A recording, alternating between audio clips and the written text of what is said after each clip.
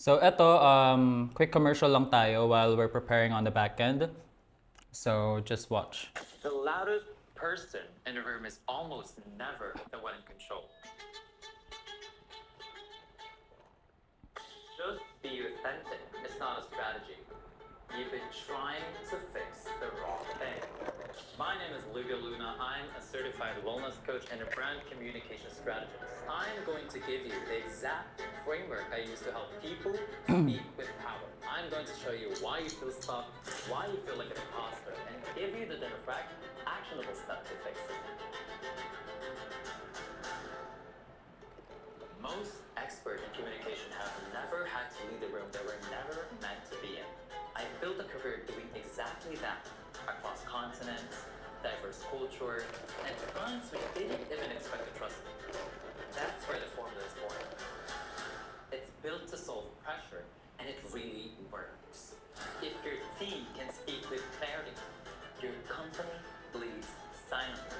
It shows up in biz deals, silent meetings, and talent walking out of the door. And just by replacing one disengaged employee, that can cost you 6 months' salary. We don't want that, right?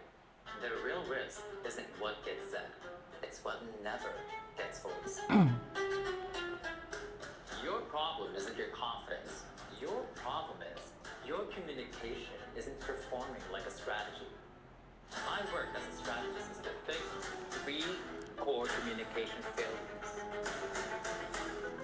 First, you have a people-pleasing problem. That getting along culture makes you say yes every deadline.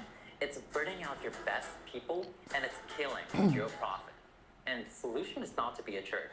The solution is presence that commands. It's a protocol for setting boundaries and building quiet authority that makes people listen before you even have to say no. Second, you have an imposter syndrome problem. That shame makes you terrified to lead. You second guess yourself in high-stake meetings. The solution is clarity over volume. It's a system that delivers precise messages that land. This builds real, evidence-based confidence, not fake it until you make it bullshit. Finally, you have a fear of belonging problem. You're the youngest, the newest, or from a different country. You're so afraid of being found out that you don't speak up at all. The solution is influence that scales. This is the art of persuasion that helps you build trust, closes deals, and makes you speak like you already belong in any room. This isn't a theory. This is holistic communication. This is the exact strategy I use to build my brand. It's what I learned from 5 years as a digital nomad, working directly with CEOs and seeing every real-world failure you can imagine. And this is the system I use that got me endorsed by large organizations. If you're an HR leader who's tired of wasting budget on training that doesn't stick, if you're a founder watching your best people go quiet, or you're an executive who knows the problem isn't skills, it's what's not being said, bring me in. You don't need louder people. You need leaders who speak with power. Click the link below. Book a strategy call. Let's get to work.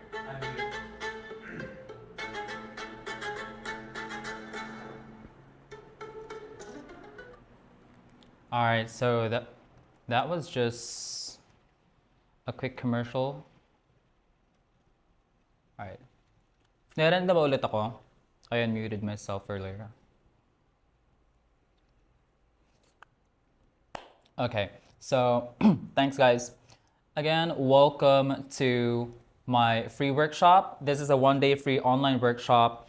My name is Louisville Luna. This is about how to become a high ticket virtual assistant the right way. So this is for the new or aspiring, even experienced virtual assistants that can confidently enter high ticket spaces the right way. So if you can see down below, this is my personal brand, Modern Breadwinner, in collaboration with Digital Nomad Association Philippines, or DNAPH. So it's a large organization here in the Philippines. It's a nonprofit that serves every remote workers all over the country or even internationally, pulling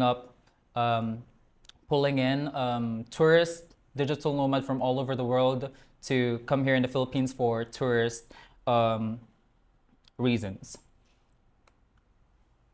All right, so next. All right, so how to become a high-ticket virtual assistant the right way without cold pitching, without begging for work, or without burning out. And again, my name is Lou Villaluna. I'm a founder of Modern Breadwinner, a keynote speaker, and a business growth strategist as of the moment. And I help coaches and remote expert build visibility and get paid. So a little bit about me is that I am the youngest and sole breadwinner of the family of 5. So I'm the breadwinner of the family.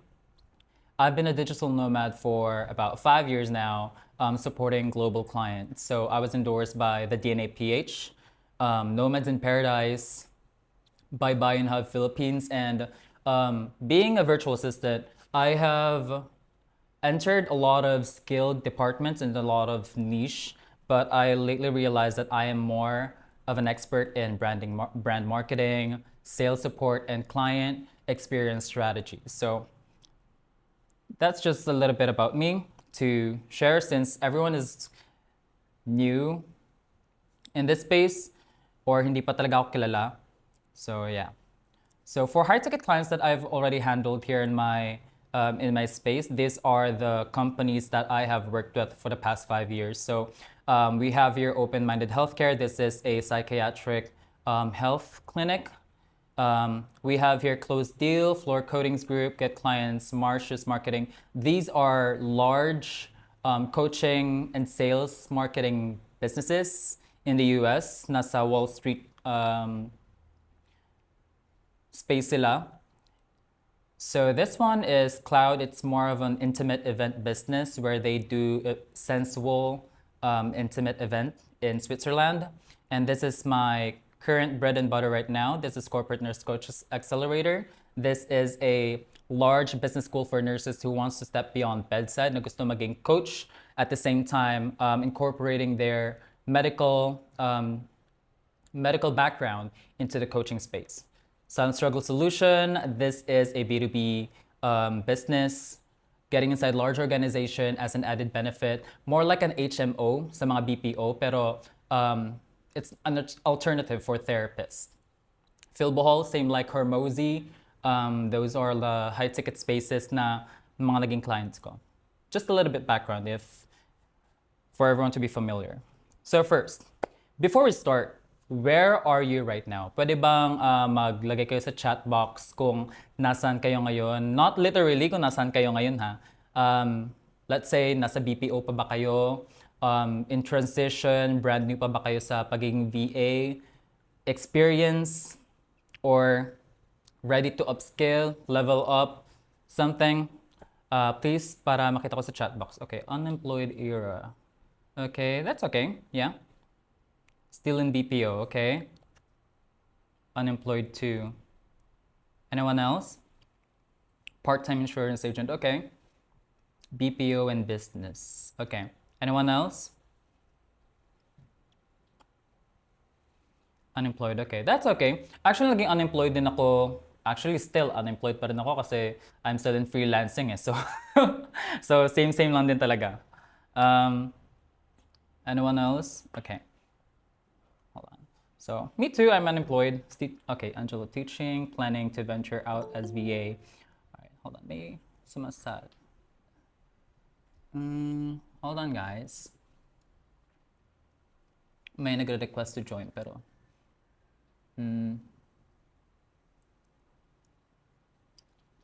Okay, so nasa loob na kayo. Okay, back to topic. All right, so majority of us here are unemployed, in BPO, in business, and so halo-halo tayo. Well, whether you're brand new in this space as a VA, whether you want your first client as a VA, you want your second client, maybe you feel stagnant na sa first client mo na hindi na enough yung income mo kasi nag-upgrade or na-outgrow mo na yung lifestyle mo.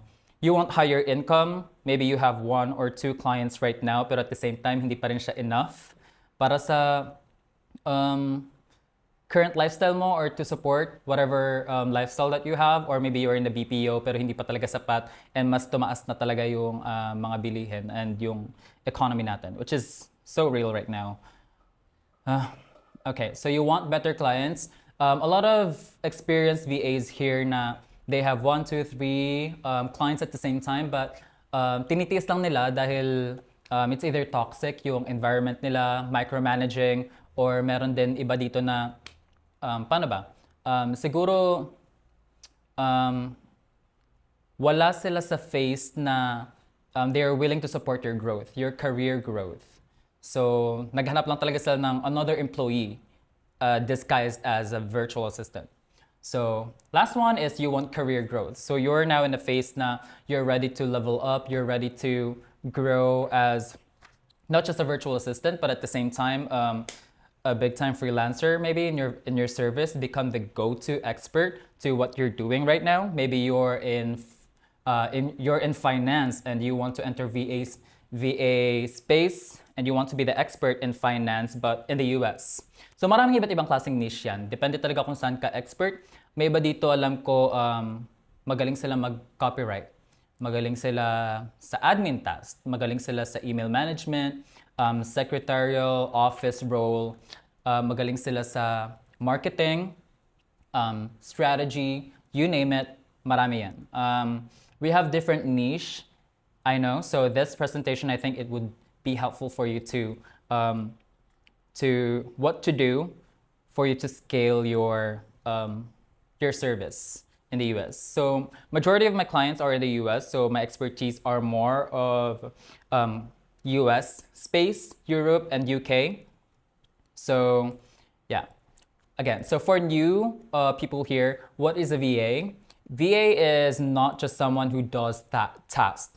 These are the people who protects the client's time, organize operation, support execution, maintain consistency, and create business efficiency. These are the type of support that, hold on, may sumasali ulit.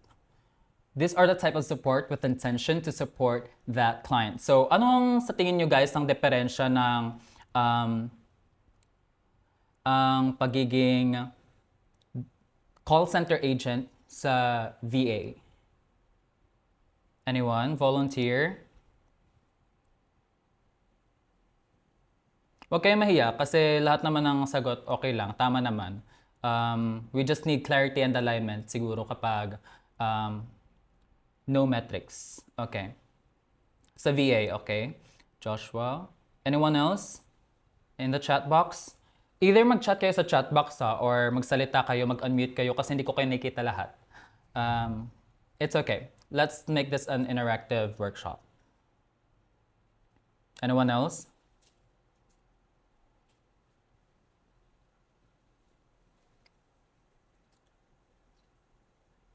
Guys, tulungan niyo ako. Type in the chat box.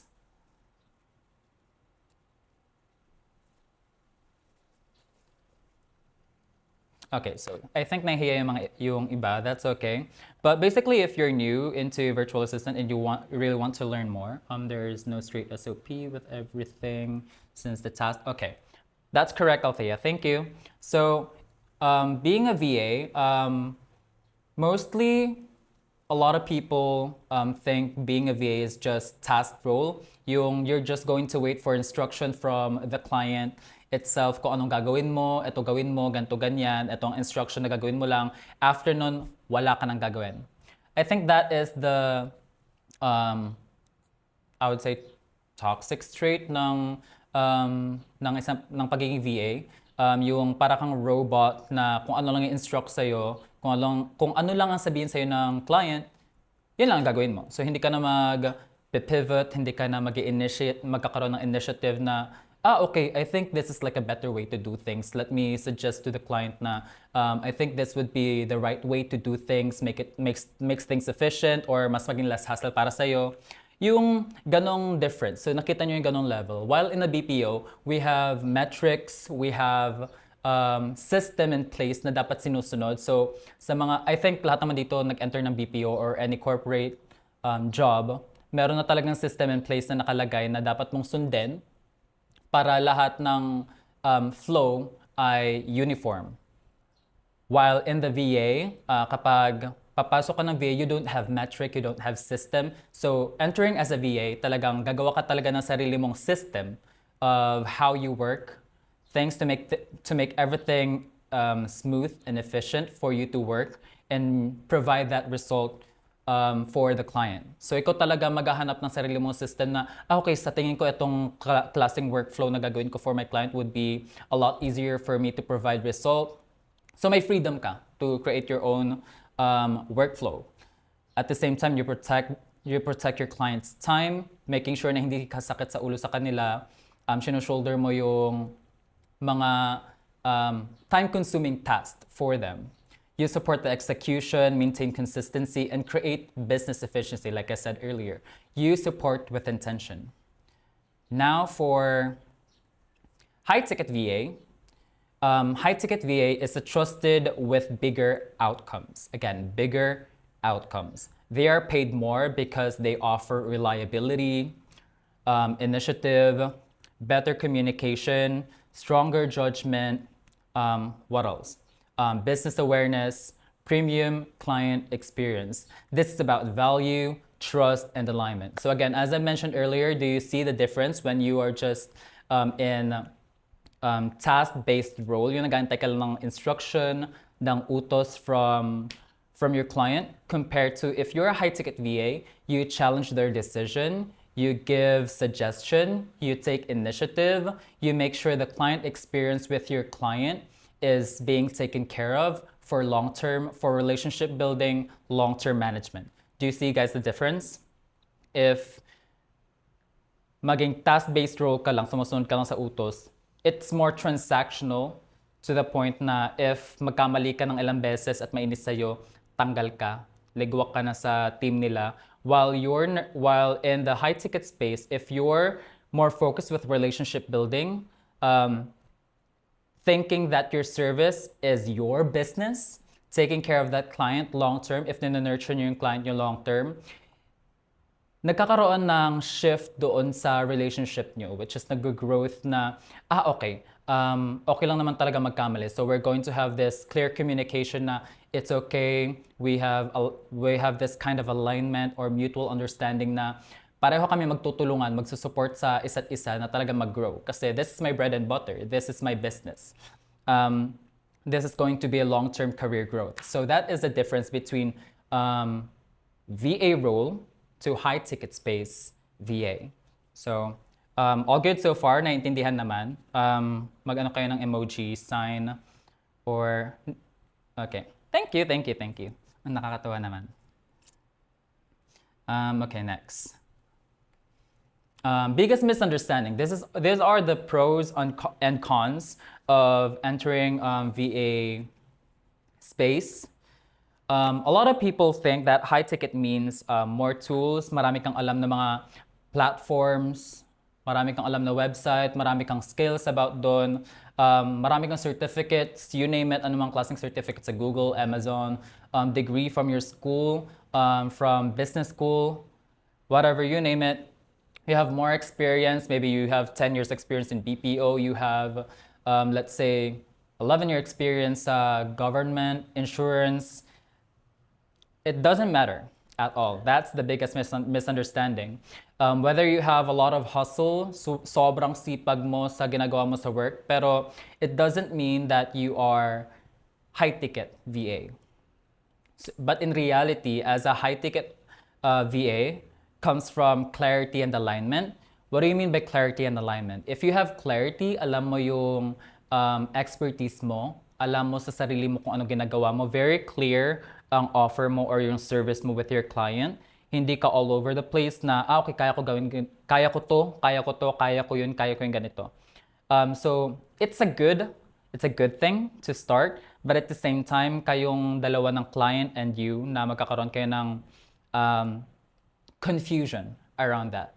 So at least you have that clear and alignment with your service and your clients. Next is clear communication. So if you don't have a mutual understanding or clear communication with your client, hindi kayo magkakasundo kung anong outcome na goal ninyo, right?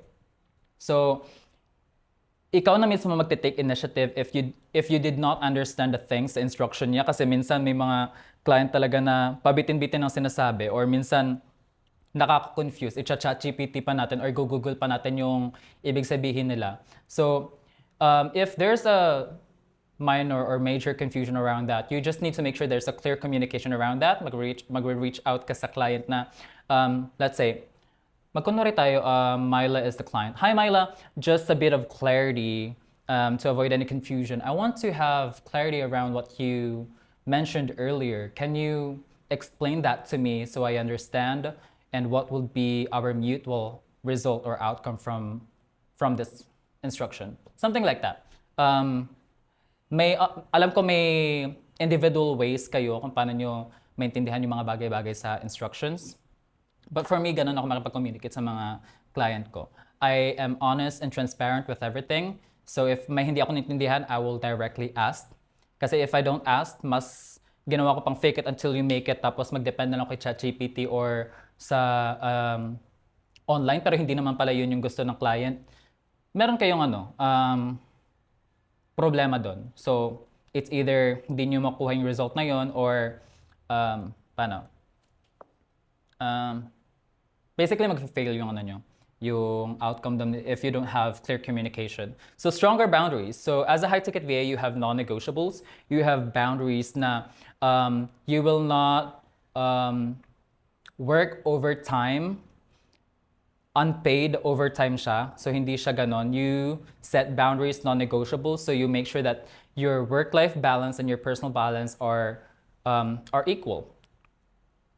So you will set boundaries with your client na siguro every Saturday and Sunday is your off, and after that you are out of business communication because that's going to be your personal time with your family, or after 8 hours of work or 4 hours of work part-time with your client. After that, wala ka ng communication kasi you have set the boundaries na this is now my family time. If you want, if you need me for work, you can wait for tomorrow during my work hour time and we can work on that. Did you get what I mean? Everybody, thumbs up or questions? Okay, so next is more valuable offers. So since yung pagiging VA very competitive na nowadays, diba? Nahihirapan na tayo maghanap ng client, nahihirapan na tayo makapag-apply or makahanap ng kliyente para sa atin kahit isa man lang or kahit low ticket man lang siya pero nahihirapan tayo, which is the problem. Hindi clear and hindi valuable yung offer or hindi na attract yung client sa offer mo. Kasi bakit? You sound like everybody else. You sound like anybody na nag-a-apply. So pare-pareho lang kayo. So how do you stand out sa magiging client nyo? You have to make sure your offer is valuable to them. Let's say an example. I am offering admin role. So in admin role, ano pa ba yung mga generic na mga values doon? Save time, maybe be the support. Pero if you really want to stand out, you need to step beyond that generic term. So as an admin, siguro maybe is to really support and make sure the client experience is like 5-star. Something around that. Kinakailangan maging creative at the same time na from the generic term, making sure na makukuha ni client, ano ba talaga yung parang makukuha ko sa'yo if I hire you. If that makes sense. Okay ba? Okay. So last one is access to the right rooms. What do you mean by access to the right rooms? You know your space. So for example, if you are a medical VA, nasa medical VA ka, reception ka sa medical clinic, do you think mag-work yung connection, networking mo or client targeting kapag nasa real estate ka, kapag medical VA yung expertise mo or specialization mo right now? Hindi, di ba? So you have to know or you have to have that clarity na dapat yung target audience mo ay you're in the right space, basically.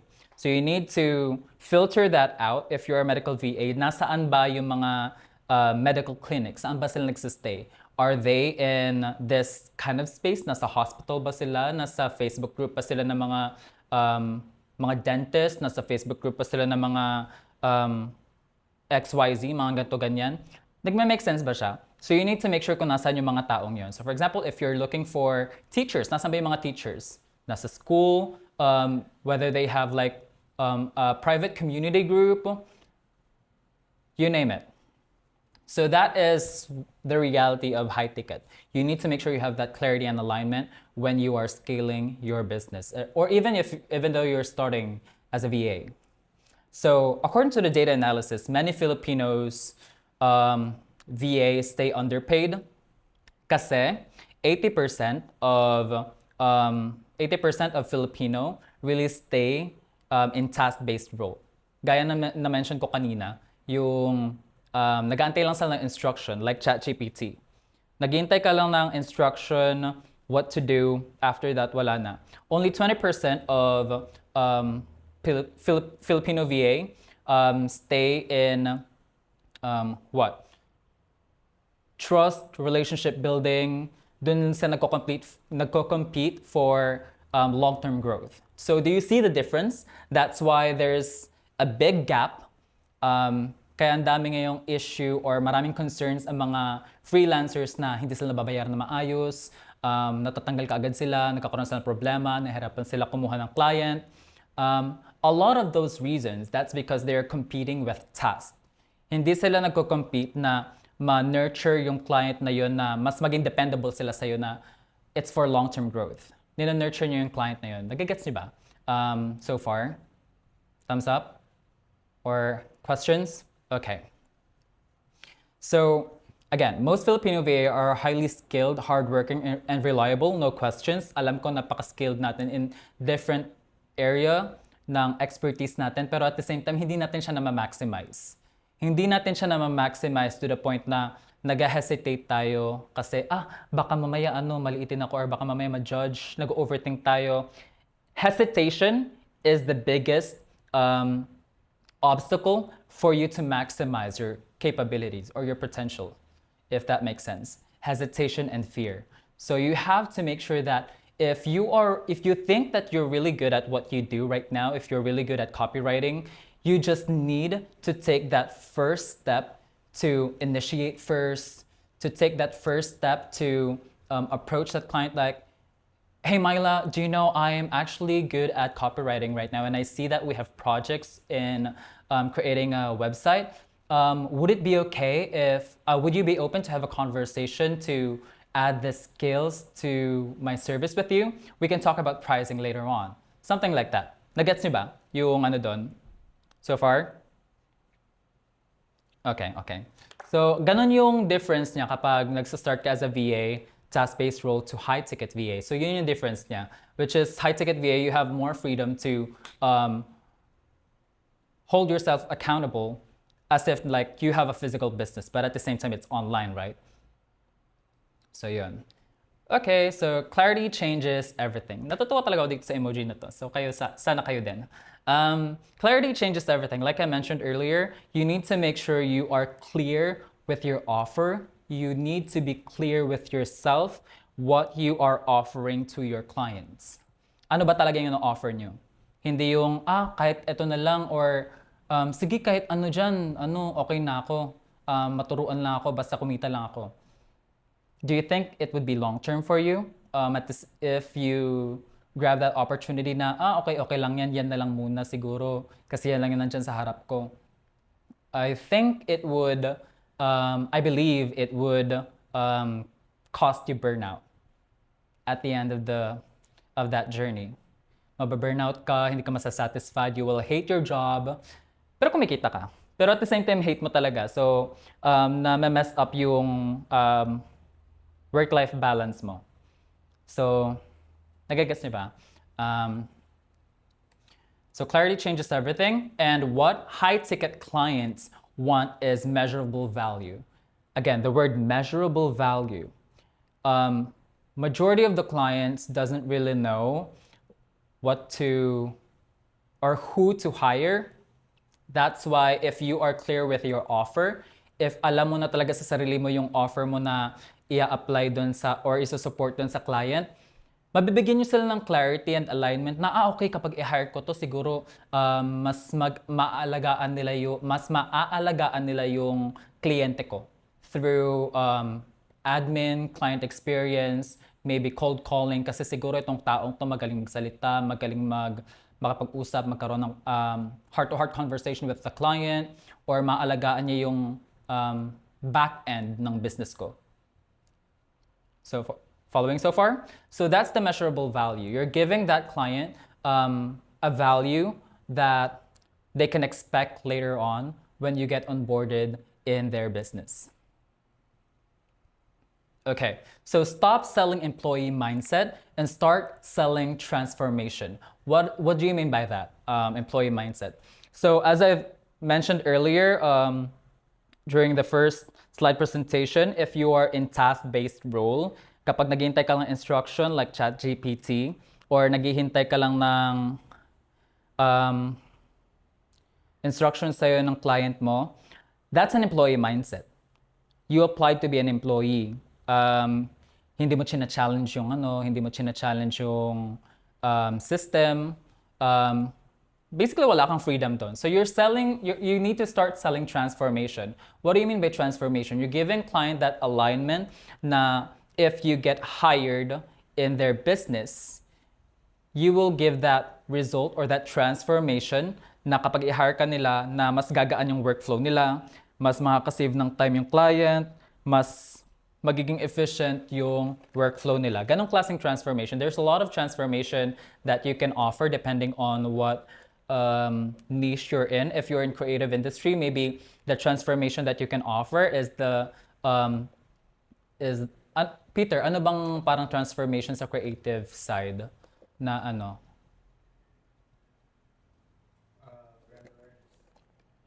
brand awareness, ano pa? Para mabigyan natin idea yung iba. So for example, sa high-ticket client mo ngayon, ano ba yung parang transformation na binibigay mo sa kanila? Exactly. Tumaas yung sales nila through that creative work that you're doing for that client. Making sense so far? Guys? Nakita ba ako dyan? Okay. Okay, good. So, that's it. Transformation. So the reality of freelancing, as you can see here on the left side panel, itong apat na laptop, that's mine. Way back, I was handling 5 clients at the same time. Ang tawag dyan moonwalking, I think, yung parang pinagsasabay-sabay mo sila at the same time. Pero that time, nasa pa ako, in the middle of chaos na pagiging task-based VA. Yung parang lang ako ChatGPT, sumusunod lang ako sa lahat ng mga instructions. Hindi sapat yung income ko. Very toxic yung environment. At the same time, gusto ko ng better client. Dahil doon, nag-apply ako ng maraming businesses na kunin nila ako as their VA. So 5 yon. Pero 4 lang yung nakikita nyo ditong computer. Sa laptop, 2 client yan at the same time. So yan. Ganyan yung setup ko before. Pero right now, isang computer na lang. So the reality of freelancing is that VA work is not for the weak. Hindi siya para sa mga may hinang loob. Yet. There are real challenges when you are entering freelancing or being a VA in this ecosystem. It can be, income can be unstable.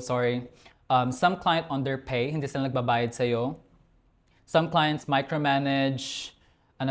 You need to learn on your own. Like I said earlier, you need to build up your own system, how to work with your client kasi wala talagang system in place.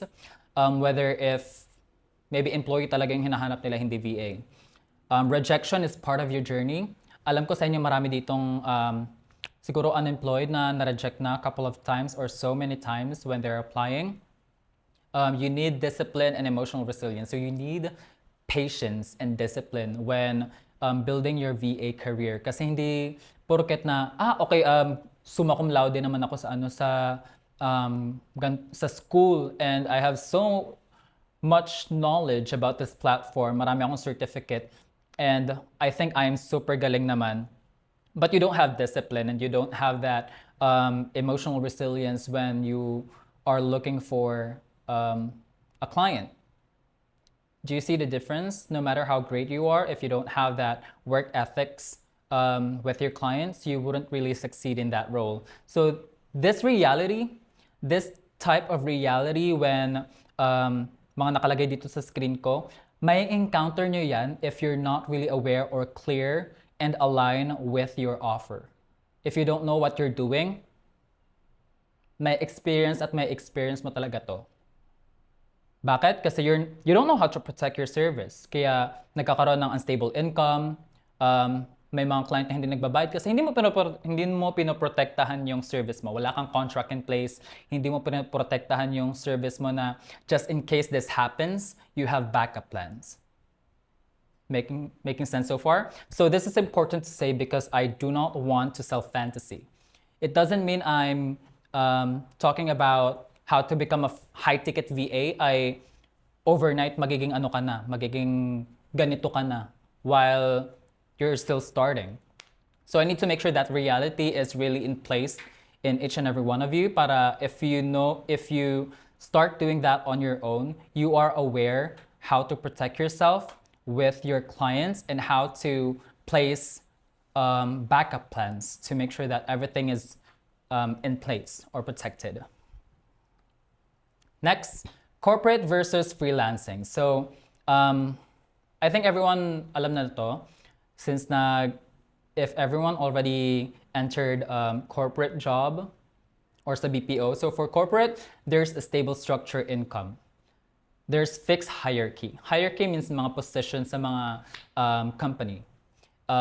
Promotion can be slow. It takes 6 months to 1 year.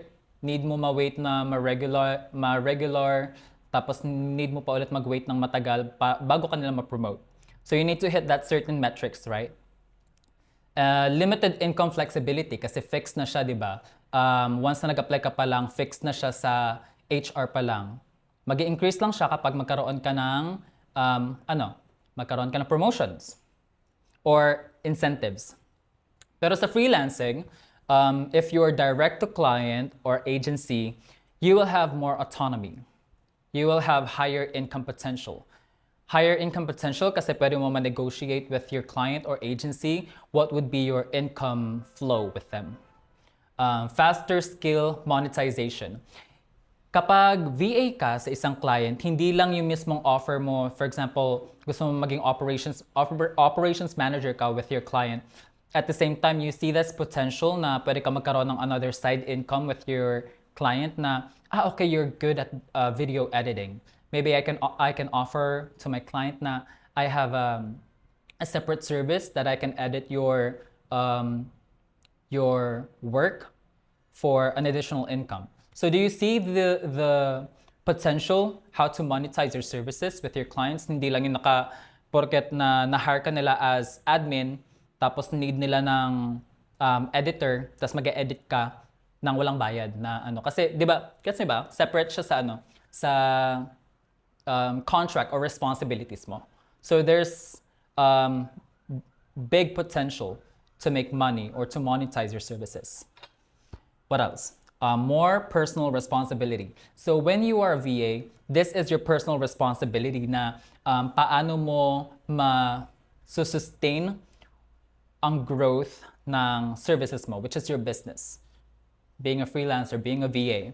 This is gonna be your bread and butter and that responsibility to nurture that client and VA relationship. So again, walang mali sa ganong path. Nothing wrong with those paths sa corporate versus freelancing. They just have a different future. Gets ba so far? Okay? Okay.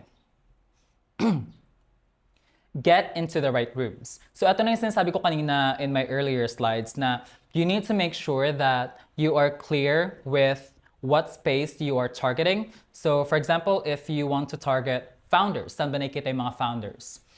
Kapag founders yung target mo, dapat lahat ng ina-apply mo puro mga founders. Mga coaches ba? Nasaan ba yung mga coaches? Nasa private Facebook group? Nasang platform ba sila? Kailangan mo siya ma-research para meron kang one target para hindi ka you're not basically everywhere applying these and that na napaka-clueless mo kung nasaan yung result mo. You just have one target. Agencies. Service providers. What do you mean by service providers? Kahit ako, I'm a high-ticket VA. I also hire a virtual assistant to help me carry those time-consuming tasks. So, ako, service provider ako. I also hire VA to help me with that. So, yun. If I want to focus more with siguro mga big time na ng mga VA na naghahanap din ng fellow VA na tutulong sa kanila, that may target audience ka na. There's one target to nurture. Communities, organizations like, let's say, nonprofit organization, Digital Nomad Association Philippines, or other profit organization like Baybayin Hub. Those are like an example. If I want to target digital nomad space, but at the same time, they're a large organization. Referral network. So for example, if you currently have a friend, a VA friend na they have small or large network of clients, kahit hindi man nila clients, kahit kakilala lang na clients, that they can refer you, that client is reliable to apply or send your application to support. That's one of the referral network. Hindi lang yan. So for example, if you're already a VA and you have more time in your space, you need to have that communication with your client that you're open and transparent. For example, Myla is my client. For example lang Myla, you see, I am planning to scale and I have more time outside work. Do you know anybody in your network that is looking for this kind of minor roles to support them with for an additional income?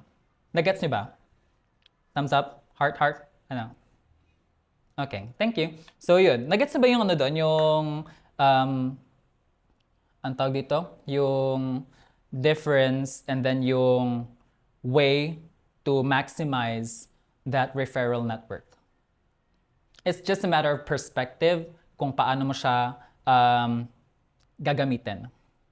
So premium opportunities are found in better rooms. Next. Okay, so balik lang ako dito. So nakikita nyo dito sa picture na to, this is an event last year. It's called Nomads in Paradise 2025. This is a digital nomad space. Paano ko ba't i-zoom? Ayan.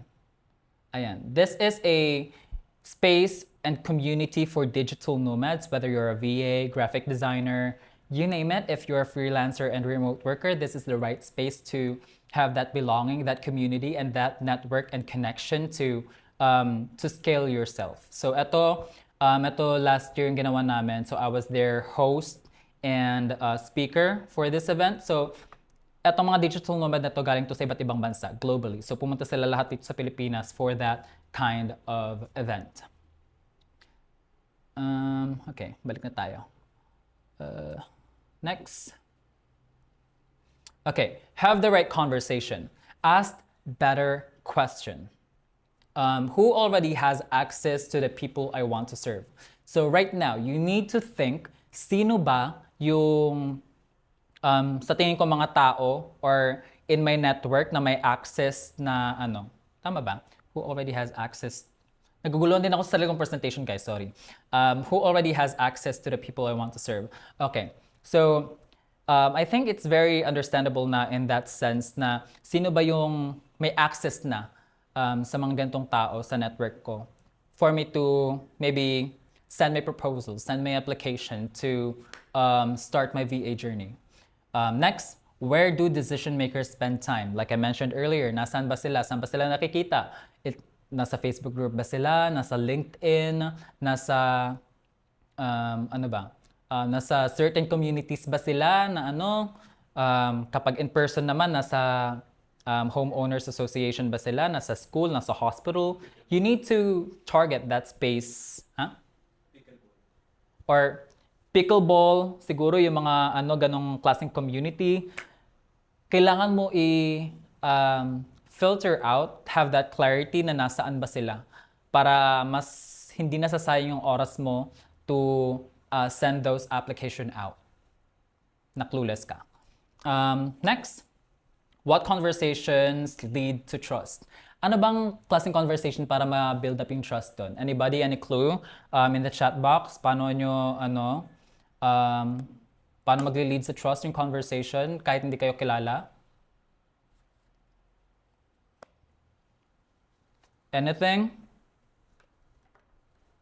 Again, guys, this is an interactive presentation.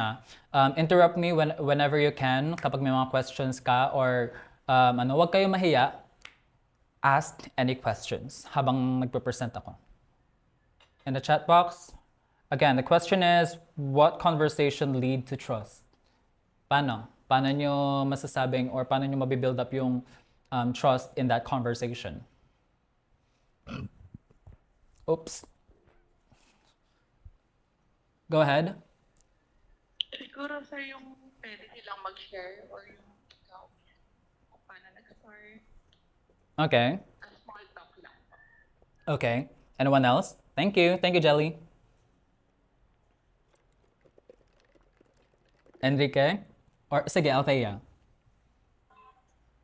Share yung experiences that are related to the problem. Okay, thank you. And Angelo sabi clear communication and intention. Okay. All of those questions are really good. And I'm really happy na meron na kayo talaga mga clue how to nurture that conversation. But basically, if you want to build trust in that conversation, kayo ba, you put yourself in that shoe. If kayo yung parang lalapitan ng mag-a-apply sa inyo, ano sa tingin niyo yung parang kailangan nila para makuha nila yung loob nila sa'yo? Siguro they need to be vulnerable around you. You need to make sure that the surrounding or the atmosphere with that person is safe. You feel safe with that person for that trust to be built. Nagagets niyo ba? So yung yung solid foundation na, okay, I feel safe with this person. He shared his vulnerability. I think I know this person a little bit more. I think that trust leads to nurtured conversation. Basically, nurture niyo yung conversation. Hindi ibig sabihin na right in a bat, magkaroon ka ng conversation with your potential client, instantly yung trust dun nandun na. Hindi yun. So, you need to build that conversation little by little to, build that trust. Next, how can I become visible in meaningful way? Wait lang guys. Hinga lang ako kasi dire-diretso na ako nagsasalita. But basically, how can I become visible in a meaningful way? For me, based on my experience, to become visible in a meaningful way is that, like I mentioned earlier, if you have that clarity na, okay, yung target audience ko, siguro nagpi-pickleball sa ganitong community, puntahan ko to. For me to be visible there, I think siguro need ko din mag-play ng pickleball. Kailangan ko din makipag-interact sa kanila, i-friend ko sila, or you have that strategy na kinakailangan makita kanila. Hindi naman siguro agad-agad na talagang sasali ka ng pickleball. Oy, do you need a VA? Gets you ba? Or kapag nasa Siargao ka, tas marami kang mga nakita doon na nasa beach na mga foreigners, sisigaw ka lang, hey, do you need a VA? Hindi yan ganon. Siguro you need to network first. You need to have that conversation na you need to establish that connection and safety around that people before ka makabuild ng trust. And for you to be visible in a meaningful way is for you to give value around that potential lead, around that person, para makita nila na, okay, I see this person and I see that he or she has this potential to be a support. It doesn't have to be in person. It can be put in a different perspective like online if mga target audience nyo ay nasa US. Para maging visible, sumali ka ng Facebook group, private Facebook group, makipag-engage ka doon, makipag-friend ka, mag-comment ka doon sa mga posts, tapos DM mo doon yung mga tao, build that conversation, and share value. That's how you build visibility in a meaningful way. Following so far? Thumbs up, thumbs up. Okay, good. Now, tools for 2026. I think this is the only essential things that you need to learn. It doesn't really matter if you know, or it doesn't really matter if you know 100 types of platforms. Since kailan ka pinanganak? 1980 or Jurassic era? It doesn't really matter kung if you were born yesterday, as long as you know this platforms right now to support the client. So one of the main platform is Google Workspace. Ito yung Google Calendar, Google Meet, Gmail, lahat ng nasa Google Workspace, Google Drive, how to organize things, this and that. Canva, if you're in graphic or if you're helping clients through marketing and stuff. Calendly, this is, ito yung Calendly, nasa na ba yun? Ito, yan. Yan yung Calendly. Calendly is used for clients na need nila mag-book ng call with their potential clients, or you can even use this to book a call with your potential clients. Next, Zoom. Alam na naman natin yung Zoom is like Google Meet. You need to learn the maybe basic technicalities around Zoom. Notion, Trello, ClickUp. Etong tatlong to, pare-pareho lang sila ng gamit. Iba-iba lang talaga sila ng platform. This is for you to be more organized in a way na parang project management siya. Way to organize the work, your portfolio, your charting, agreements and everything. Airtable, similar sa Notion, pero this is more of a business side. Meta Business Suite for social media, WordPress for a website, Zapier, this is for operation side, yung kapag mag-automate ka ng mga platforms, mga robots, mga newsletter, something like that. So Go High Level right now is the #1 platform na ginagamit ng mga businesses remotely. This is a all-in-one CRM na ginagamit nila kasi nandito na lahat yung website, funnel, pwede sila tumawag, mag-email, mag-message, everything na kailangan mo sa business. So kailangan mo to aralin if you're into operations, parang non-voice, nasa likod ka ng business. Next is social media platforms. If you are aiming to be a social media manager, a social media assistant, content creator, at least alam mo tong social media platform to maximize that for your client or for yourself, for that visibility. Next, I think itong tools na to, yan lang talagang kailangan mo to start your VA. Lahat to free. Lahat to nakikita sa YouTube, Google, ChatGPT, how to do it. Pwede to maging self-taught. Ako self-taught lang talaga ako since nung nag-start ako. Just to share, when I was with my clients, since nasa coaching businesses sila, meron sila mga training programs and videos na binibenta nila since I was in the backend na access ko siya for free. I took that leverage. I leveraged that to maximize those free stuff for me to learn and upskill myself. So self-taught lang talaga at diskarte. How to help myself to grow my career, if that makes sense. But let's be clear. Tools matter, but tools do not make you high ticket, like I mentioned earlier. Putulta tayo. A client will not pay premium rates just because you know 12 platform. Hindi sila magbabayad sa'yo dahil marami kang alam, dahil may degree ka, dahil this and that. It doesn't really matter if hindi mo siya binabalance ng if you're not communicating clearly, that work ethics, that non-negotiable. You don't solve problem with your clients. Wala kang silbi para sa kanila if you don't know how to solve the problem. Protect time. What else? Think ahead. Kasi if you are applying as a VA or as a support to that business, you need to be smarter than your clients. kinakailangan mas matalino ka sa kanila. Uy, may may sunset na. So magiging maganda background natin, guys. So, yun. You need to think ahead. Don't be hesitant or don't be afraid na maging mas matalino ka sa client mo. Kaya ka nila hinar kasi hindi nila alam yung mga bagay-bagay na to. Kailangan nila ng support. They are overwhelmed. Kailangan nila ng tao na tutulong sa kanila. Hindi sila nag-hire just to exaggerate or to show off, to flex na, I'm the owner, I'm the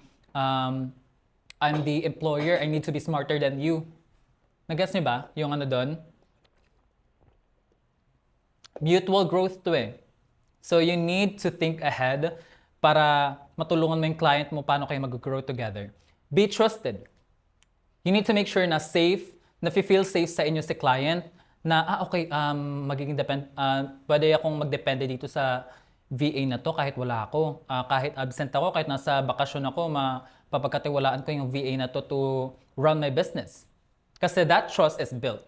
The safety, the trust, that vulnerability na alam ni client na kahit iwan ka niya, kahit ikaw lang dyan mag-isa sa business ngayon, tas nasa family day siya, tatakbo na maayos yung business niya. Gets ba so far? So, mga client, nagbabayad sila na malaki dahil you are a relationship builder. Not just with your client, but with their clients. You know how to nurture that conversation, that business for that growth. So, tinutulungan mo yung client, tinutulungan mo din sarili mo to grow.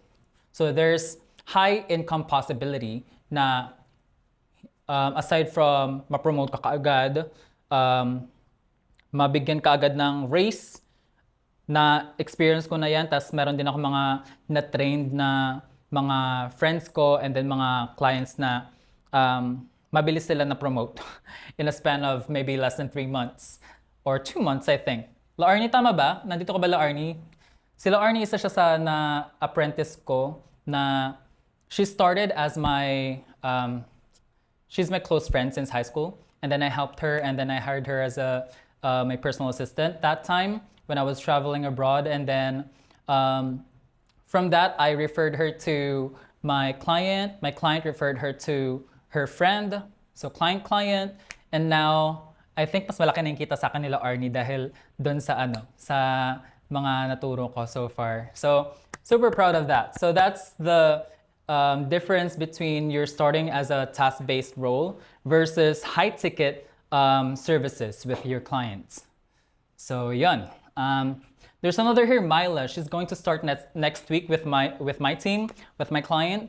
So I referred her to my client, one of my biggest clients. So I think that's going to be a start for her to nurture that relationship and to be referred to a higher client. So yun. Ano pa? Teka lang guys. Nihingal na ako. Okay pa ba kayo dyan? Ano ba? Hindi ako robot napapagod din ako. Teka lang. Hindi pa nga ako tapos kumain, yung kanin matigas na eh.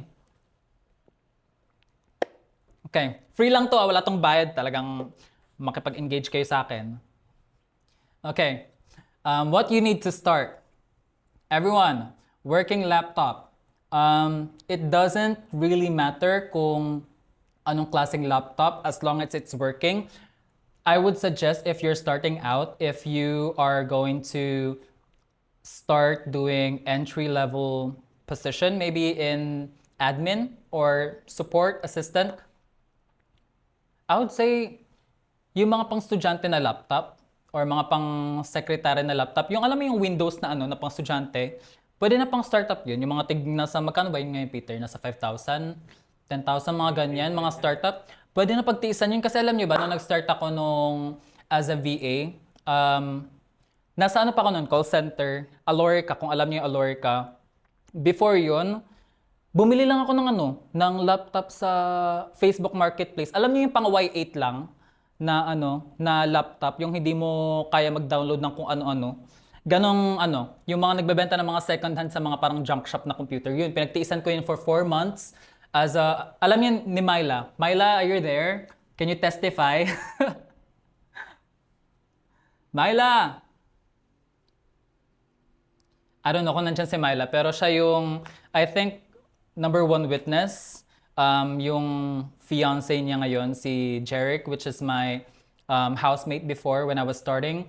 Nag-start lang ako sa ganong computer. Yung talagang literal na magkiklik ka lang ng isang link sa Google, aabutin ng 5 minutes para mag-loading. Yung ganong klase. So nagtisa ako dun for 4 months until I have that opportunity to upgrade a little with my laptop. Tablet, pwede kang gumamit. iPad, pwede kang gumamit. It really depends to the type of work that you're doing. Kasi minsan may mga ibang klaseng position na kinakailangan mo talaga ng mas malaking specs ng computer to access that platform, if that makes sense. Catching up so far? Uy, ano? Okay. Stable internet, alam naman natin to. As long as meron tayong stable internet, okay na yan. Peter, okay ka lang ba dyan? Okay ka lang dyan? Okay, sorry guys, na-distract ako kasi yung cameraman ko yung kino-cover niya yung lighting para hindi nakakasilaw para sa inyo.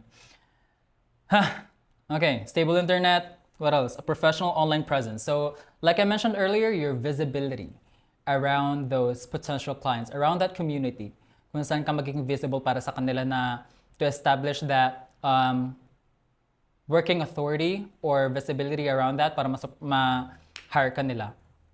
What else? Clear service positioning. Like I said earlier, you need to have that clarity and alignment to have that solid service kung ano i-hire nila sa'yo or kung ano yung service mo. Basic communication skills.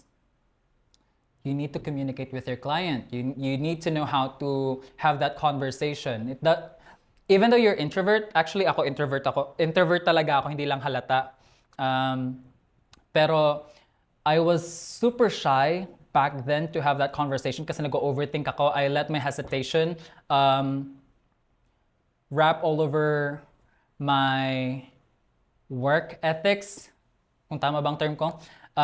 Mas inuuna ko pa yung hiya and hesitation before. Pero right now, if you have that basic communication skills on how to deliver yourself with your client, that right messaging, that right question, that right communication with your target audiences, I think that's a sign for you to start or to build that services. Willingness to learn. It doesn't matter if you're summa cum laude, if you have a lot of extended names in your name or so much certificates.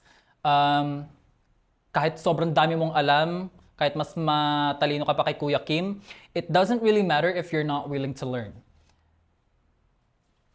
Paano ka mag-grow if you're not even willing to open up that conversation na you can learn with your client, you can learn with your colleague, you take that you absorb a feedback from them.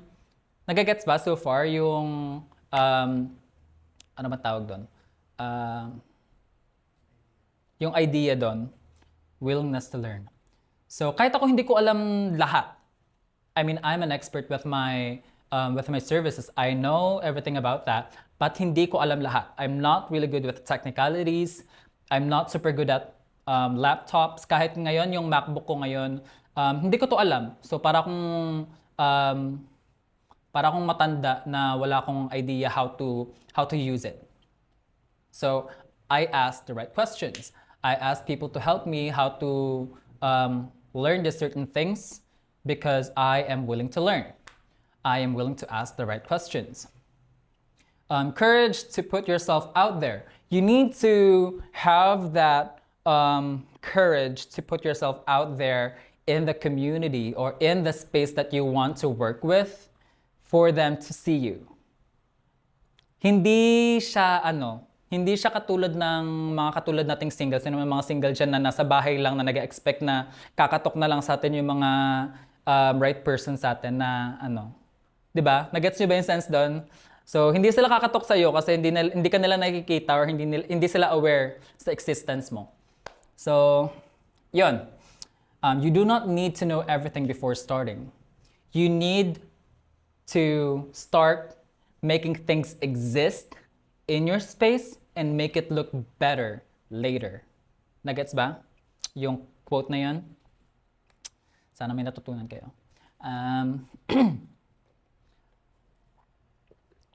how to create your offer. Okay, to create your offer, choose who you want to serve. Now, does everyone have their notes and pen with you? Write this down. Choose who you want to serve. What do you mean by serve? Ano, dinner? Ano, lunch? No. Who do you want to serve? Which means, sino ba ang gusto mong makatrabaho? Ito bang mga klaseng founders sa medical field, mga coaches sa fitness, mga sa realty, sa finance? You need to choose one, only one. You can bring up more target audience if you are stepping to the next step na mag-scale. But if you're starting to enter the high-ticket space, or even if you're starting as an UVA, pick one only. Next, identify the problem you solve. So you already have that clarity of what you do best, your expertise, ano specialization mo, saan ka magaling, saan mo sa tingin mo mas gagaling ka pa. You need to identify the problems from that expertise, kung ano masasolve na problem from that client. So, for example, Peter, okay, kausap po kasi yung videographer ko, nasa behind camera siya. So, Peter, as a creative director, ang client mo ngayon ay, ano di ba? Real estate. So, as super good at creative video editing and those stuff, ano sa tingin mo yung problem na nasa-solve mo sa realty space? Nakakapagdala ako sa kanila ng brand awareness through the videos. Then nakakapag-generate ako ng leads, nakakapag-generate ako ng sales. Kung narinig niyo yun, ulitin ko na lang. Peter, dito ka nga para marinig ka nila. Okay, nahihiya siya. So, basically sabi niya, since he is a creative director in realty space, nakakapag-generate siya ng higher sales, higher income, ano pa ba yun? Nakakabenta ng bahay, brand awareness, you name it, around those areas. So yun yung problem na nasa-solve niya with realty space. So you have to do that. The same strategy with what your target audience you want to serve with. Next, match your service to those problems. So since you already have that clarity with your target audience, you know the problem that can be solved with your expertise, you need to match your service to those problems, if that makes sense. Kinakailangan nag-resonate yun. Diba? Next, 522 na pala. Package your support clearly. So when you already have that clarity and alignment, creating that offer, you need to package that in a super, ano bang tamang term? Hold on. May sumasali ulit. Late ka na. Ano, di ko ulitin to para sa'yo. Wait lang. Sorry guys, wait lang. Si Aljun. O sige.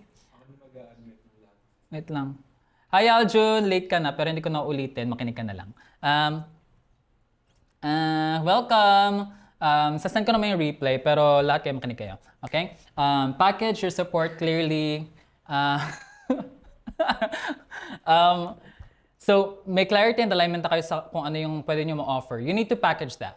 You need to have that pricing structure, yung flow ng service nyo. Kinakailangan nyo ma-package nyo yun. So, kapag kayo ba bumibili kayo ng, let's say, ano ba? Nagbabayad kayo ng isang service. Let's say, sa wedding. Sa wedding, nag-hire kayo ng creative production, right? So, meron silang package pricing, right? And that package has like inclusions and flow kung paano nila ma-deliver yung offer nila sa'yo or yung result. Gets ba so far? Okay. Napaka-interactive talaga. Thank you talaga, Jelly, Althea, Angelo, Ash. Anong gusto nyong ipasabay sa sa travel pagka-uwi ko ng Pilipinas? Napakabait nyo naman sa kaka-interact nyo sa akin.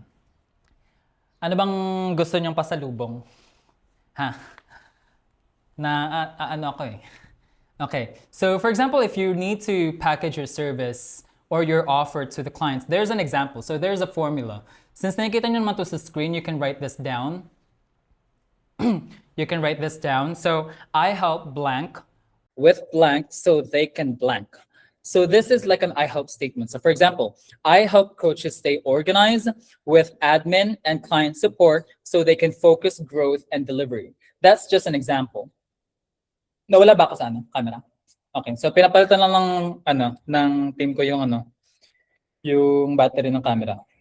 Pero ayan. Gets ba so far? Ganito yung example of how you package your offer, not just literally your operations and processes of what to send to the client, but at the same time, if the client asks you, what do you do? What's your service all about? Nakapackage na siya. So for example, for me, I would say, hi Myla, my name is Lou. What I do is that I help coaches and remote workers build that visibility and get better paid for what they deserve. Nagets niyo ba yung ano? So nandun na yung, I just explained what I do, ano ang nasa-solve ko, kung ano makukuha nila out from me if they hire me. So this is another example. I help coaches stay organized with admin and client support so they can focus on growth and delivery. So if you say that with your within that conversation with your client, hindi sila malilito. They will have that clarity and alignment na okay, itong taong to, kaya nila ko i-support sa ganitong bagay because I can read that with your statement, with your I help statement. So you need to have that when you are sending out proposal, you are having that conversation with your potential clients. So that's an important thing for you to create. It doesn't have to be perfect. As long as clear na intindihan mo, it doesn't matter if super simple yung grammar mo, as long as it helps them understand what you do, what solution or specific support and desired outcome, okay na yun. You can make it look pretty later. Just make it exist first. Okay, next. Example of VA offers. So, etong nasa screen ngayon, this is recently. I think, kailan ba to? Kailan yung last na coaching call ko with nurses? Nung Thursday. Okay, Thursday. Etong Thursday. So, these are nurses. Ay, totay ba siya? Guys, I'm already 25 years old. So, so these are the nurses that I was coaching nung Thursday. Itong Thursday lang, I was teaching them how nurse coaches become visible in PR in 2026. PR means public relationship. Public relation, how to have that visibility in their space, like what I'm doing right now with everyone. Kung paano ko kayo tinuturuan have that visibility to have your first or second client or enter high ticket space. Get so far? So, examples of VA offers. Napakadaming VA offers. Hindi ko lahat malalagay dito kundi kailangan natin ng 3 hours of workshop. So these are the basic entry offers that you can think about. Admin and operation support. Ito yung assistant sa back-end operations and admin stuff. Social media support. Ito yung mga nagko-content creation, nag-help sa mga client gumawa ng content, mag-post, mag-engage, maging mas visible sila online para hindi na yung mga client nag-handle ng social media nila. Inbox and calendar management. As an assistant, you make sure that you manage their meetings, you manage their time, you manage their emails. Kung may mga importanteng email, may mga kinakailangan i-organize, may kinakailangan i-take note para pagkagising ni client, meron na siyang naka-list down kung anong kailangan niyang malaman. Another, CRM and client follow-up. Next, lead generation and outreach. Ito yung ikaw yung nag-generate ng mga potential clients ni client mo. And then you're doing the outreach, whether you're calling them, you're doing their personal message, emailing, something like that. Customer support, inalagaan mo yung mga existing clients and future clients ng kliyente mo. Project coordination, executive assistance. Executive assistance is more working closely with the CEO or with the founder. VA can work closely with the CEO, but at the same time, they report directly with their supervisor. It really depends to how big is the team or how small is the team, but basically executive assistant, they work closely and decide closely with the CEO, with the owner. Next, launch support. Another one is system and workflow support. Ito yung mga nag-automate, ito yung mga mga strategies, workflow, and everything sa business. Ayan, super dami pa yan. Depende kung ano talaga mga niche ninyo. There's copywriting, creative writing, there's news writing, article writing, PR. Lahat yung nag-fall yun sa PR, public relation, creative, you name it. Paralegal, kung ano na pa. How to land premium clients. 1. Get clear on who you help. Naglalag sa sir. Naglalag daw ako. Guys, naglalag ba ako? Yes? Hindi naman. Okay. Baka internet mo lang yon. Ay, sorry. Okay. Wait lang guys ha. Ayan, maganda ba yung background? Ha? Ay, hindi pa? Okay. Next, get clear on who you help. Again, what I've said earlier, you need to have that clarity of who you help and who you want to be as a VA. Position your service around outcome. You need to position of what you do best around the result that you want to provide with your clients. Improve your communication. It doesn't really matter kapag super galing mo sa English or ano tawag doon yung taong ang hilig mag-correct ng grammar? Ha? Grammar Nazi. Grammar Nazi. Ako hindi ako super fluent sa English or hindi ako ano ba tawag sa akin? Hindi ako fluent sa English eh. Hindi ka fluent sa English. Ayun, basta hindi ako grammar Nazi. Nag-wrong grammar din ako sa client ko. Pero as long as you know how to communicate, naintindihan ka ng client mo, and you're willing to improve your communication skills, hindi kailangan na sobrang bilis mo magsalita or super ganda ng accent mo, as long as you know how to communicate with your client. Kahit Pinoy accent pa yan, kahit anong klaseng accent pa yan, as long as you're being clear with what you're saying, that's really a good step to land a premium client. Kasi naiintindihan ka nila, nagkakaroon ng mutual understanding. Sino na naman tong nagjo-join? Teka lang. Sino? Wait lang, sino? Angelica! Nako, late ka na. Patapos na eh. Wait lang. Welcome! Okay, so...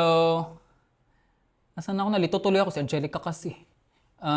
Position your outcome, improve your communication, build visibility in the right places. Like I mentioned earlier, if you're clear to who you help, to what you are right now, to what your service is all about, you just need to look for the right space to market your value. Kasi it doesn't matter if you market your value if you're in the wrong space, nasa maling lugar ka. Nagigets ba? Yung idea doon. Next, start quality conversation.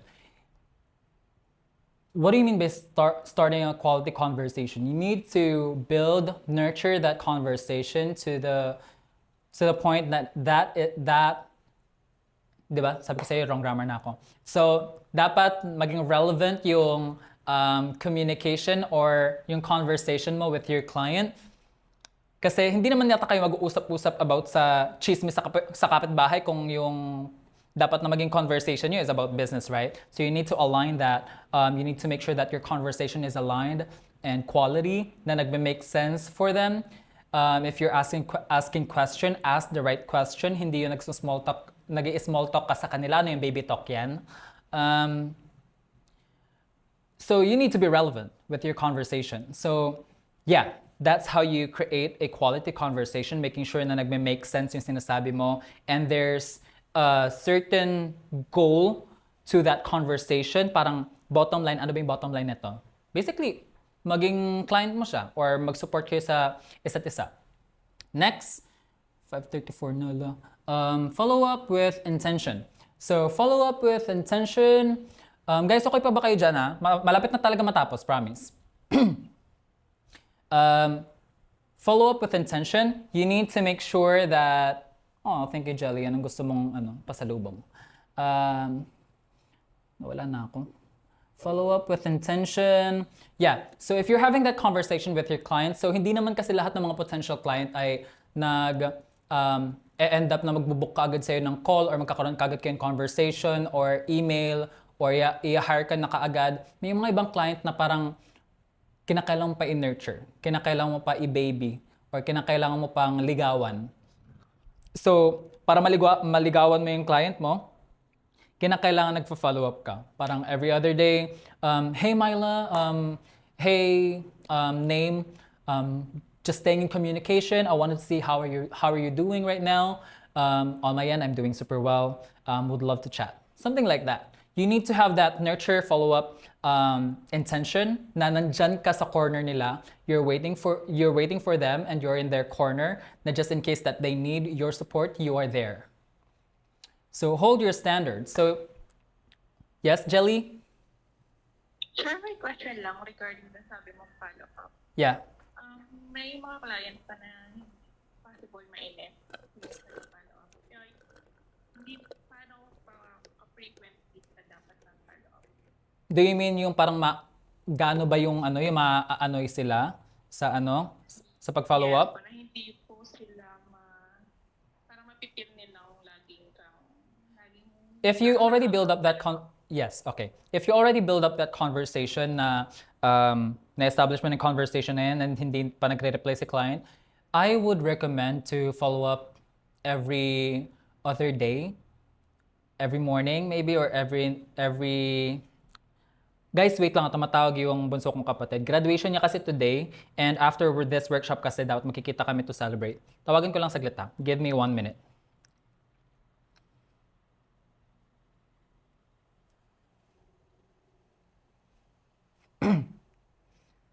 Be?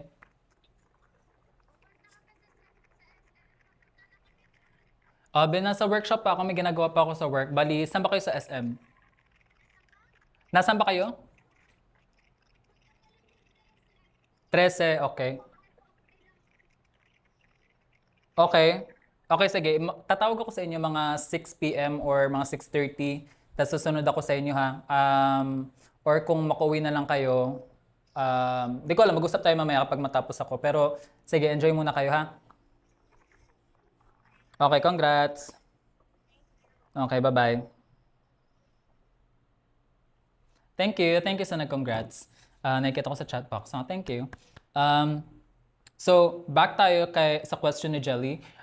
What I do is that I follow up every other day. Hindi naman talaga araw-araw. Kinakailangan pakiramdaman yung conversation kung nagiging annoying ka na ba or kasi tayo parang may sarili tayong pakiramdam paano natin mababasa yung atmosphere ng conversation na okay, siguro nag-follow up na ako yesterday. Mag-follow up ulit ako in the next 2 days. Parang timingan ko na kapag online si client, nakita ko active na, mag-follow up ako, parang kamustahin ko lang. Nag-gets ba, Jelly? Yes. Yes. Pero hindi kinakailangan mag-follow up na pag hindi lang siya nag-reply ngayon, magte-text ka na magte-text every other second or every minute hanggang sa mag-reply siya. Jowa yan. Ayun. sorry. Lumalabas yung personality ko. Sorry guys. Okay, so yun. Premium clients are attracted through clarity and trust. So, as long as you have established that clarity, alam na ni client yung ginagawa nyo, and that trust is being nurtured and nabibuild up na dun sa conversation, safe na talaga kayo dun. It's a matter of you're just nurturing that client na until ma-close mo siya. What do you mean by close? Ma-close na yung deal, makapag-sign kayo ng contract or ma-hire ka niya. So yun. Next. Where to fish clients.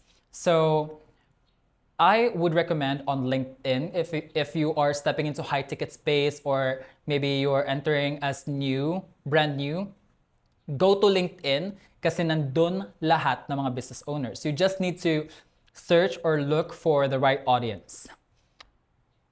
Referrals, Facebook groups. What do you mean by Facebook groups? Sa mga business owners, there is specific private groups na sinasalihan nila to look for resources, to look for community ideas. Sumali ka dun sa mga communities na yun, engage with them, and use that as your resource or client pool para maka-pick up ka ng mga client.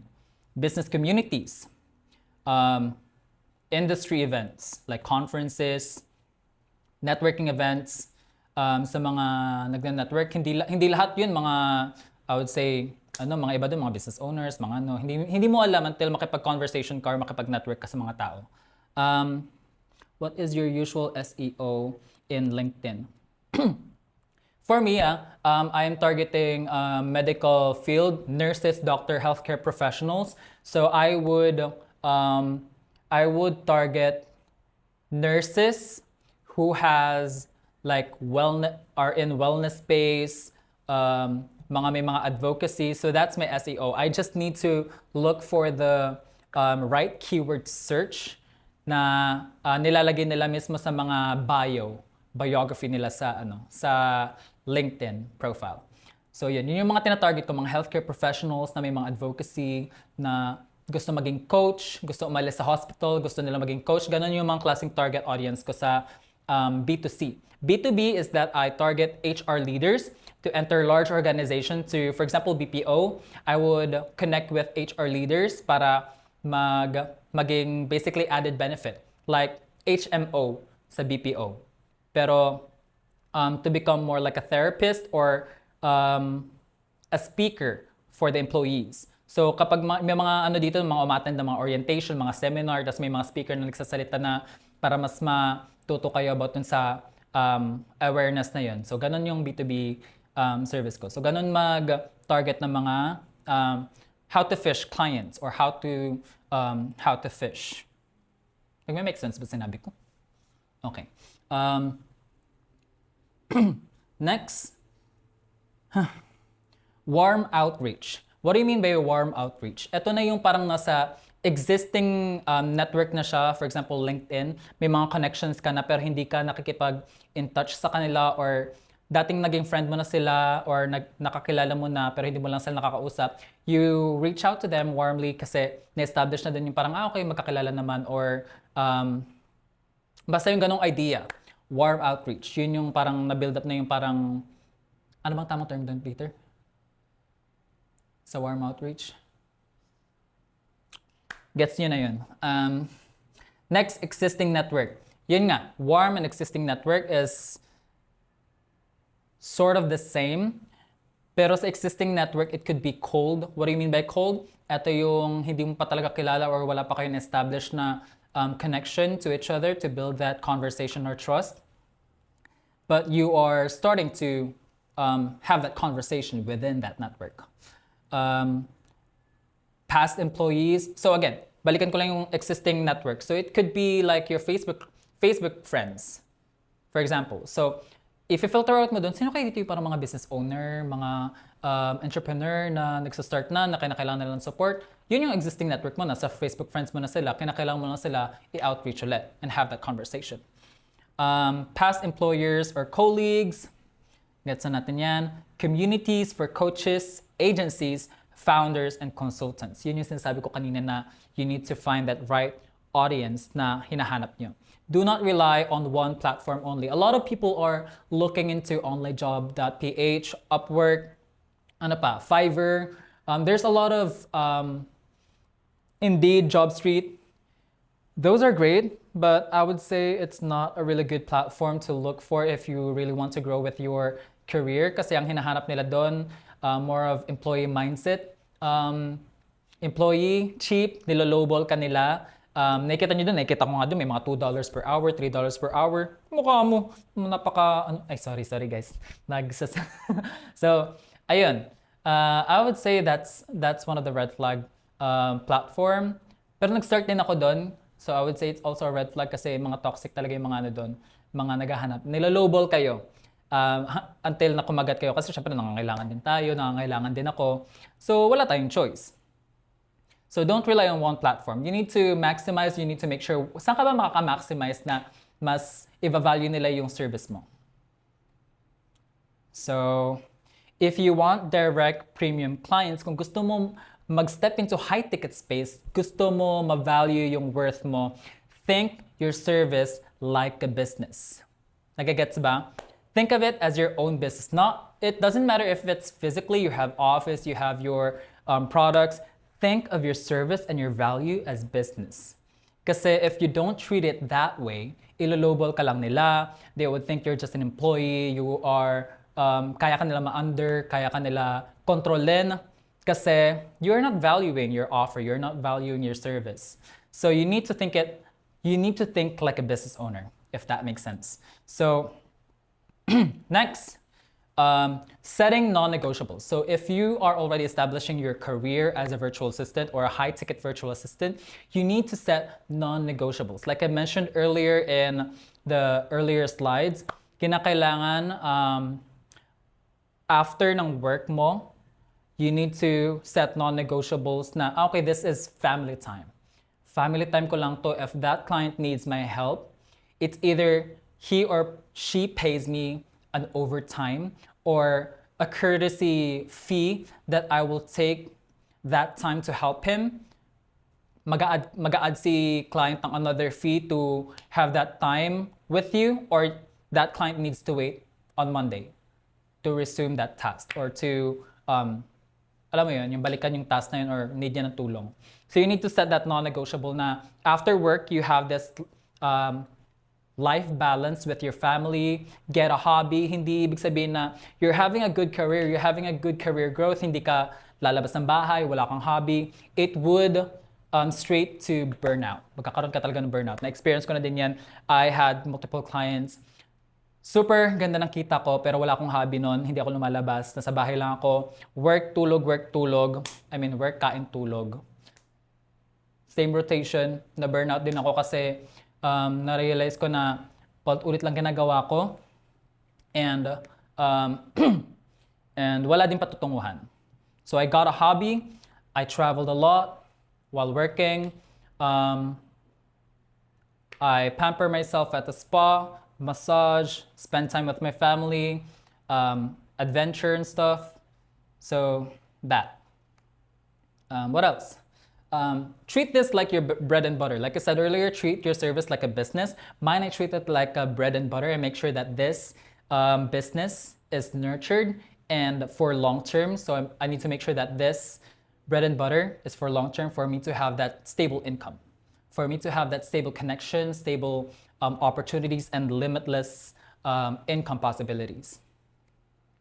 Next, why many people stay stuck in DIY mode. That's because I think nasa stuck sila sa DIY mode kasi they're not willing to, paano bang tama dun, Peter? Yung hindi sila willing to open up with, or they don't want to be transparent, or they don't want to be open up to increase their potential, if that makes sense. Why many people stay stuck in DIY. Kahit ako nalilito ako sa talagang presentation, ha? They're not willing to grow. They're not willing to grow, like Peter said. So if you don't have that clarity and alignment with yourself on how you deliver yourself out there to make income as a virtual assistant, you will be stuck, stagnant, and eventually burn out and still unemployed.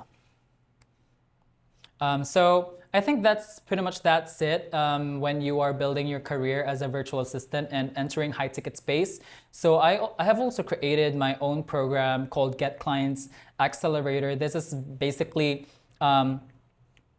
during this free workshop presentation, that alone plus another high level method of me training people how to become a high ticket VA. For example, Laarni, I don't know if Laarni is here, but she is one of the #1 model of how she started from scratch to now a high-ticket VA na mas malaki pa income niya. Pero makakasama ko siya next month sa Hong Kong, Vietnam, Laos, and Thailand sa through that opportunity na nurture niya with her business.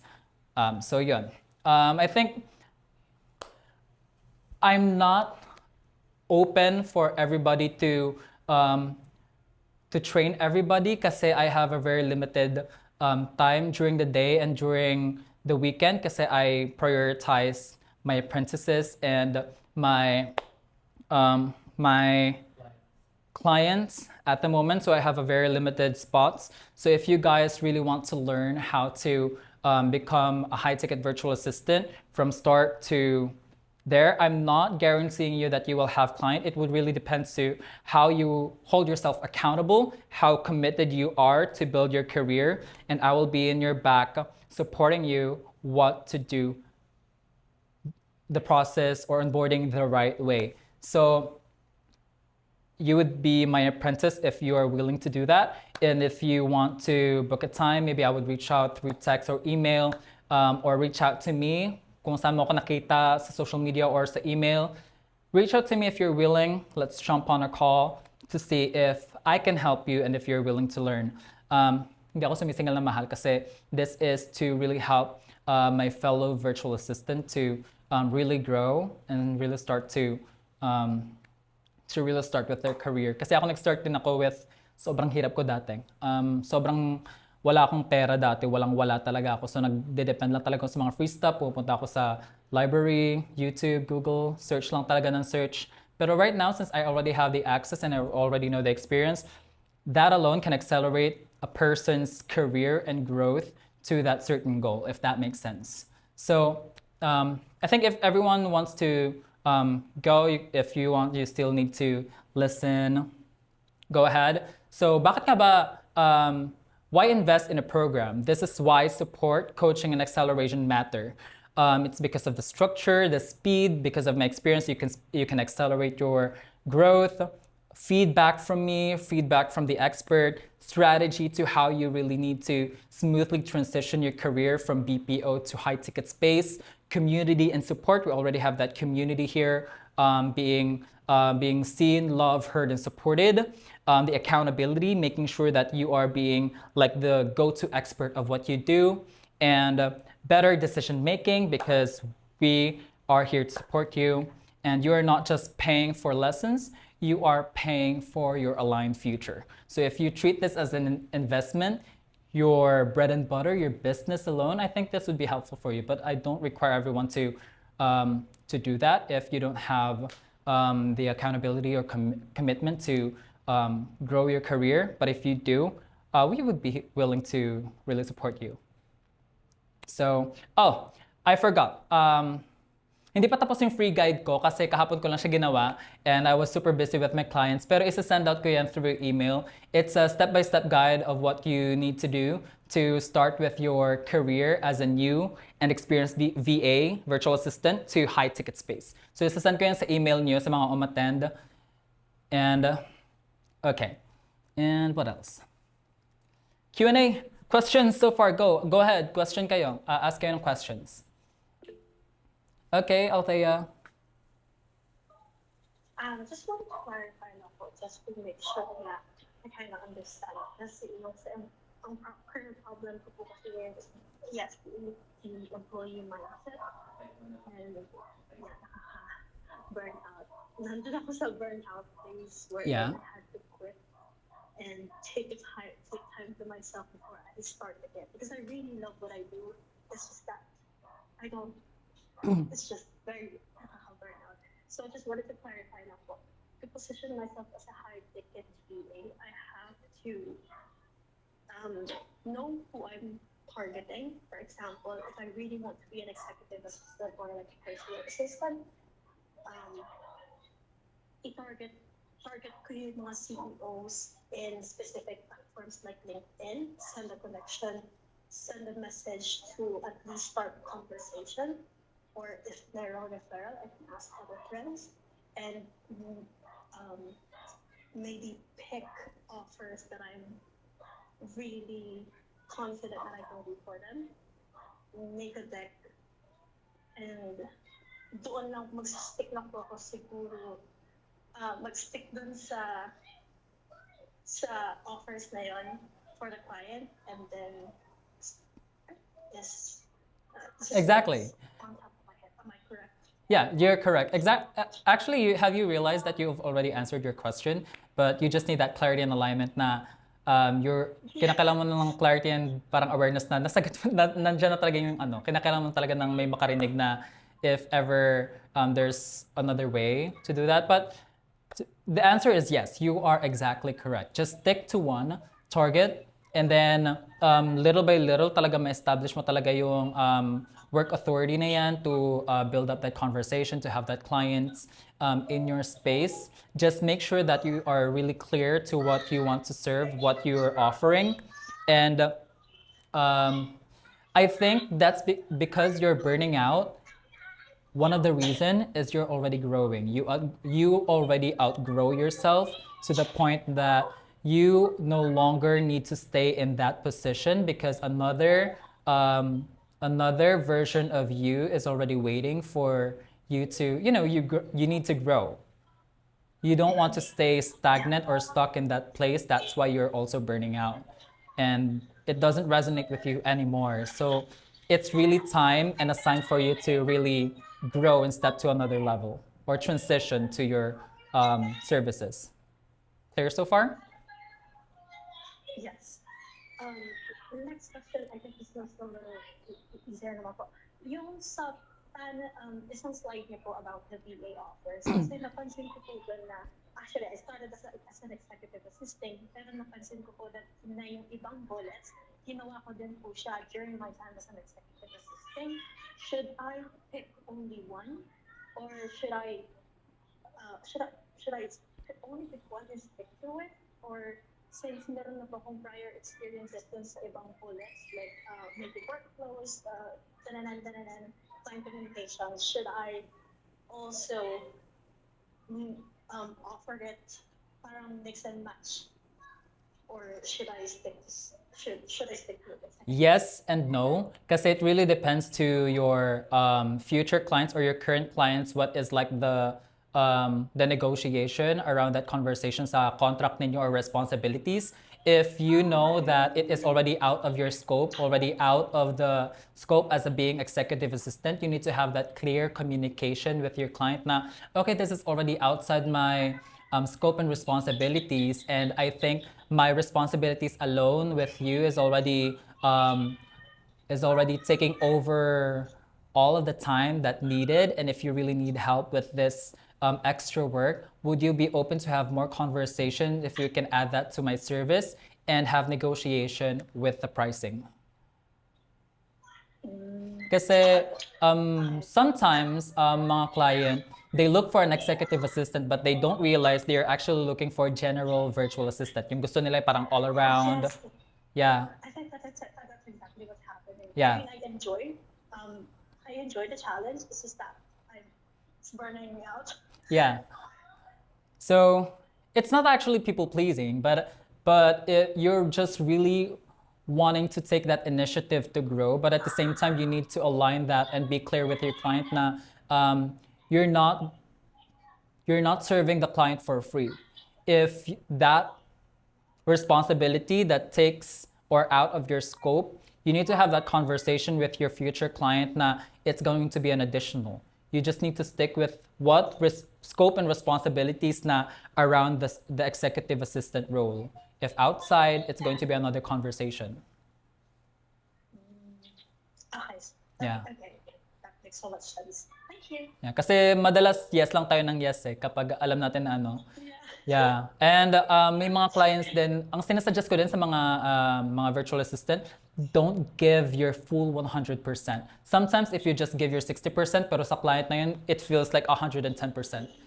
Don't show your full potential kasi kinakailangan mo na ma-read yung room or ma-observe si client how he or she sees your skills or your services. So sometimes if you work like parang sa tingin mo 80% lang ng work mo pero sa kanya 100% na, nagagets ba yung parang idea? Kasi kapag makita ni client na you show that client your full 100% and para sa kanila parang pang big time na to, some other clients are going to abuse your capabilities.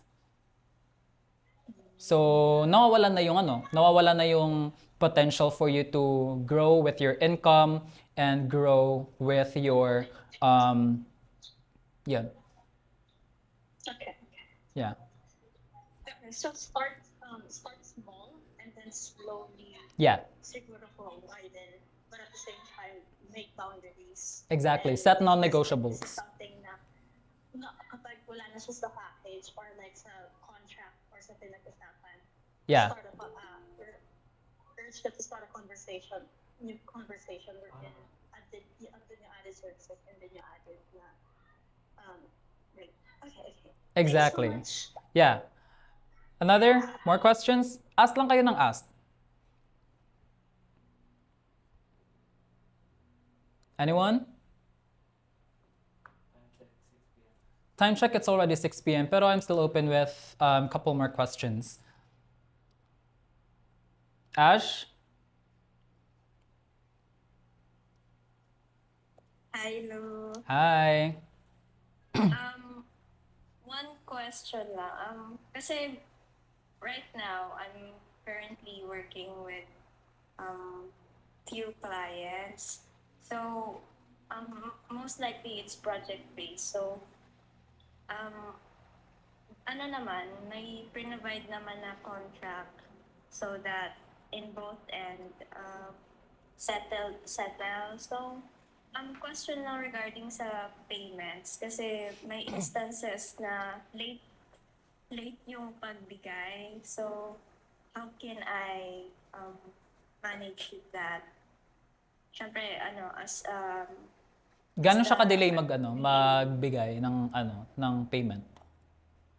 ha? Gano'n siya ka-delay parang 1 to 2 days bago siya or saka lang niya naalala?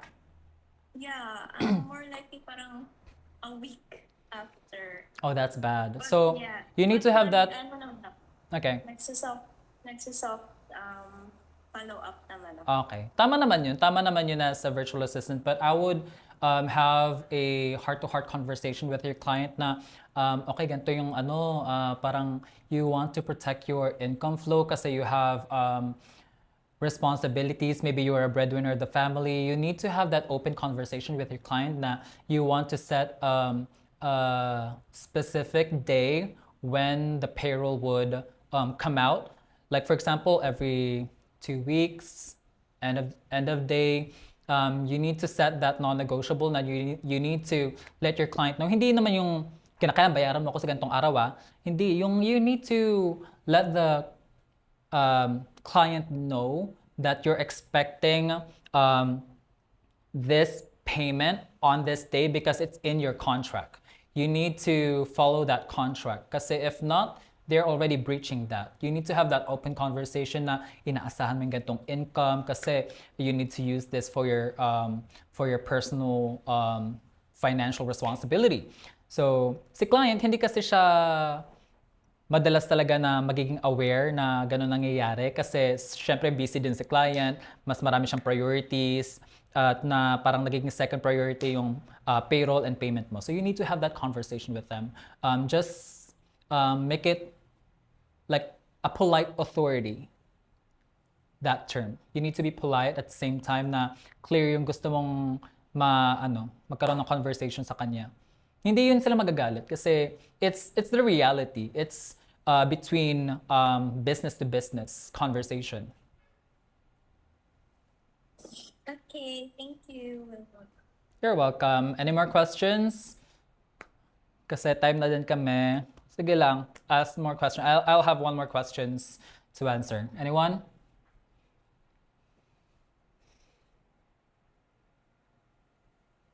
Guys.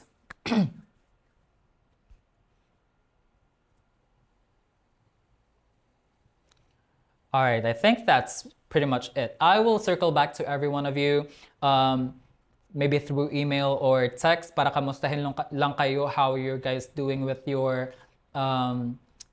career, with your transition to enter high ticket space para kamustahin lang kayo.